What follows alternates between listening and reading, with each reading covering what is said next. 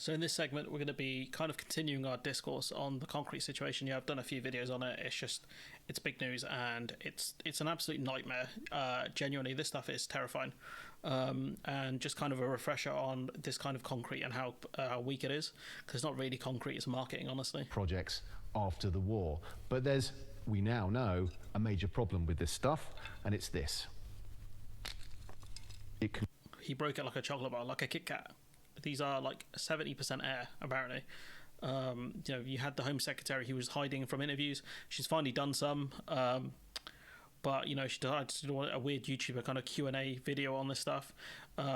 She's come out asking begging for praise. Basically, it's embarrassing. This from Jeremy Hunt, promising. Very quick point for head teachers: if they have to spend money on rentals and so on, you're going to guarantee they'll get the extra money for that. We will make sure that they can keep their children safe. We'll make sure they can keep their children safe. So, it's very quick. So, are they gonna fund anything the schools need? The answer is no, and I'll show you that in a minute. Jeremy Hunt kind of when they asked Jeremy Hunt, do you think the 50% cut to school funding and investments, has had an impact on this? He says no. So they're taking absolutely no responsibility on it. Buildings dropped by 50%. In real terms, between 2009 and 2022, the years that the Conservatives have been in charge.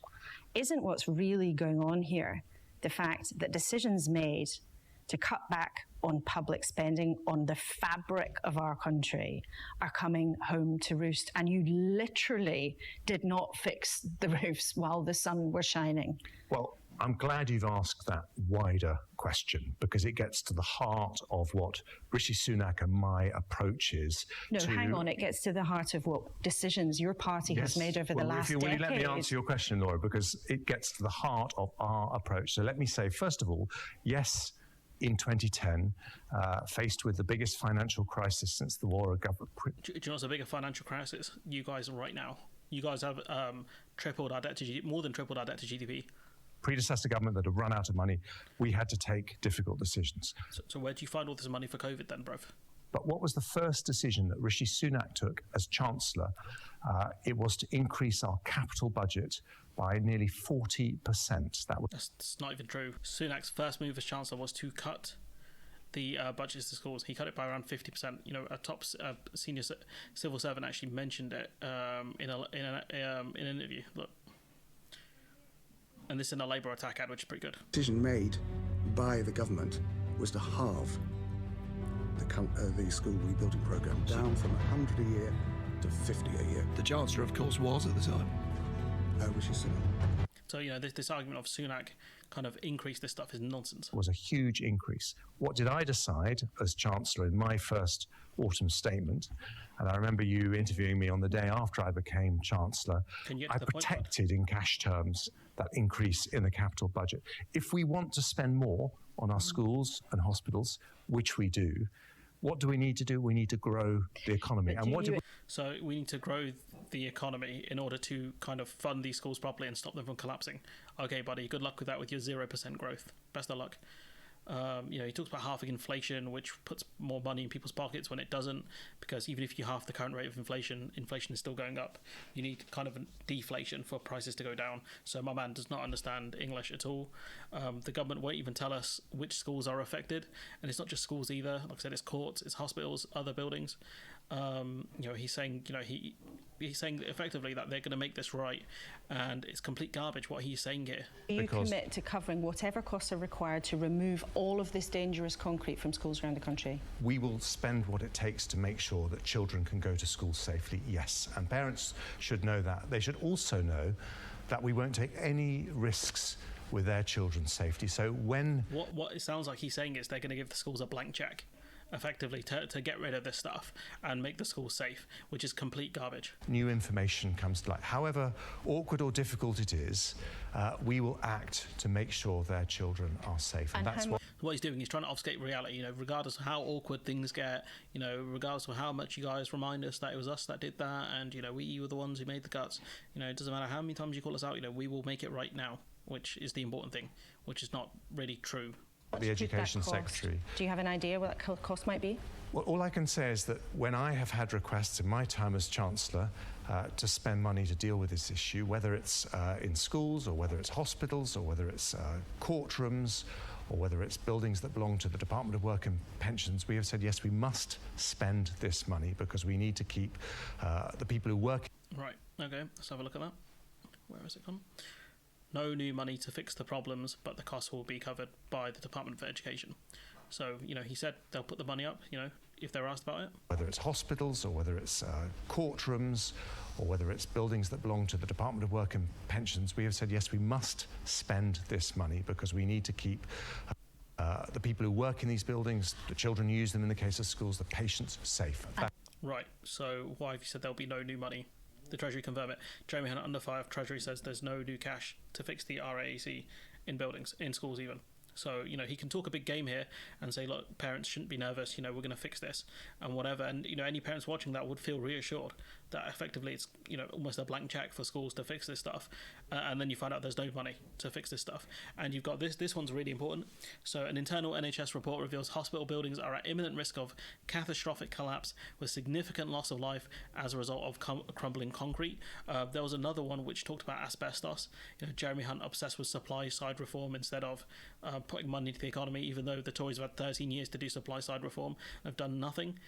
When the Conservatives were elected in 2010, the Conservatives slashed the funding to the Labour Schools for Future programme. And that's how we got into this mess, because they didn't want to fund things. And that's something Labour have pointed out very well. It's been covered actually quite well. There's a lot of different sources. This lady works for the BBC. A lot of different sources talking about how it was the government that did this. Effectively, it's the 2010s government, but it's the same one, really. But when Labour asks, can you fix this, or are you going to make this right, effectively? Because let's not forget here, these schools are very dangerous, and kids are going to lose more time out of schools, their education, if they are taken out of these buildings or told to learn from home or whatever. This is completely very, very dangerous. It's not just the schools either, but I think that's the most important thing, because no one wants children to get hurt, but these are hospital patients that could get injured as well. When asked about, are you going to fix this stuff or at least try and make it right, would you commit today then that if Labour wins the election that you would pay for a full school rebuilding programme? I can't wave a magic wand and put right 13 years of well, that's not my question. What would you like to do? So classic politician move, answer a question that you were not asked. Would you commit to paying for a full school rebuilding programme if you win the election? Because that's what you're criticising them for, cancelling it and not doing it. Would you commit to doing it? Firstly, we need to know what's going on. That's the important thing. That's a decent answer, that bit. Secondly, as in 1997, it will fall to the next Labour government, if we win the trust of the British people, to rebuild so much of what has gone wrong in our country. And then she goes on to waffle. But point being is, if Labour said, look, we will fix this thing, regardless of how much it costs, because we can't live in a country where children could die because the roof could collapse because the Tories have massively underfunded it, and use this as a political campaign, not just now, but in 5 years' time, in the next general election after the one coming up, and say, you let these guys back in, your school buildings could collapse, and they could talk about the one that happened in 2018, the actual building collapse. That's kind of sparked a lot of the fears around this stuff. And she's made a video about it. It's fine. She talks about build a better Britain, but if you're not gonna fix up these schools, how are you going to build a better Britain? It makes no sense. She talks about we'll face, enormous challenges and big financial constraints. But again, I'd mentioned to them that Clement Attlee faced 200% debt to GDP and still create the NHS. So I don't want to hear about this nonsense. Honestly, the idea this country's broke is complete fabrication. When you look at how much the Tories have borrowed to give away to their friends, the money is there. Let's be honest now. This is a decent attack ad from Labour. I sort of got criticised because too many words, but someone, the question is, do you think your child's school should be safe? Rishi Sunak doesn't. During Sunak's time as Chancellor, he cut spending on school rebuilding by almost half. That's after the Tories and Lib Dems scrapped the Labour's building plan. I think that bit's a bit wordy. The Tories ignored Labour's warnings time and time again. Now our children are paying the price. This is a decent poster. It is a bit wordy here. I'd cut this line out, but it's decent. Just more stuff here about the combination of asbestos with the collapsing roofs. This is very dangerous. This is a chance people will get cancer. Labour is planning to compel the government to reveal the information in an opposition day vote, which is good, which is very good, honestly, because we need to know the scale of the problem. and parents should be aware of kind of the dangers, and I think patients and hospitals should be aware of the scale of the problem. Senior civil servants say they issued many alerts to the Education Secretary's desk, but the government was more concerned with saving money. And this is where Labour could run with this. Honestly, Labour could say, look, we're going to have to fix this mess. We don't have a choice. But these are the people who got us here. These are the people who set the building on fire. Never forget what they've done this day. But it feels like going from Labour to the Tories feels a bit like this. Ankle roll 1 and then ankle roll 2. A New Labour were actually fixing this stuff. That's the painful thing. They were actually doing quite well to fix this stuff, but the Tories completely firebombed it. And I would want to see from Starmer's government they would continue what kind of Tony Blair did, one of the rare good things he's done, and actually continue on this programme to fix the stuff. Because if you're to the right of Tony Blair in this day and age, then Jesus, on economics, then I don't know what to say. But here's the Education Secretary demanding praise for doing the worst job going. Does anyone ever say, you know what, you've done a good job because everyone else has sat on their and done nothing? No signs of that. No. Doing because you've done a crap job and you don't deserve any praise. And she got pieced up by Sophie Ridge. Because Sophie Ridge had to explain to her that your job as Education Secretary is to keep the school building safe, and you have failed in that. You have absolutely failed in your job. So why should you deserve any praise whatsoever for doing less than the bare minimum? Could you imagine if you worked somewhere and your actions were so bad you led to potentially the collapse of buildings? This is just. What they have done is absolutely burn this country 100%. It's not just this lot. It's, what's happened is you've got a Ponzi scheme where this lot have been caught holding the bag for for some of the damage, or a lot of the damage David Cameron, George Osborne and Michael Gove did in 2010, and those three are going to get away with causing absolute damage because they're the ones who caused this mess. They started it off and the rest of them just continued it. And what's happened here is this lot of Tories have been caught holding the bag on the schools. But it was Michael Gove who got the ball rolling on this. And the Prime Minister to Michael Gove was David Cameron. The guy who set the funding was George Osborne. And that's why it's important we never let the Tories cook again. Why? Because it's not just this lot. It's not just Boris Johnson, Truss or Sunak. It's all of them. It's Theresa May. It was David Cameron as well. We should never forget that. It's not just this lot who are incredibly bad. It's a lot of them. And they have to go. I will not stand for a party that when they're asked about can you fix this mess of schools potentially collapsing, for them say, oh, we have to look at the fiscal responsibility and all that other stuff. No. What Labour should be saying is categorically we will fix as much of this stuff as possible within the next 5 years. The problem is we don't know how bad the problem is. And that's the first thing we need to find out. And that's something she mentioned. But I think Labour should be running on we will fix up Britain. And you can have that one for free. Fix up Britain. 3-word slogan, boom, because this country is in dire straits. And for anyone who thinks the country doesn't have the money, whatever, you can turn this into a sort of jobs program, and you can 100%, as long as you can get the materials and the workers in, you can use this as an opportunity for putting more money into the economy. These repair programs can help the economy 100%. It can. You will create jobs doing this stuff. So, the idea of, we can't do this, this is a good opportunity for Labour to run for this politically easily. Socially, it's a good policy to fix up schools. And, financially, it makes a lot of sense. But, this lot of complete frauds and, everything, all the sums must add up, they need to explain to people the economy is not like a household budget. That's the one thing Labour have completely failed to do. And the one thing that the Tories have done really well is, try and convince people that the economy is like a household budget and you have to live within your means. It's not always true.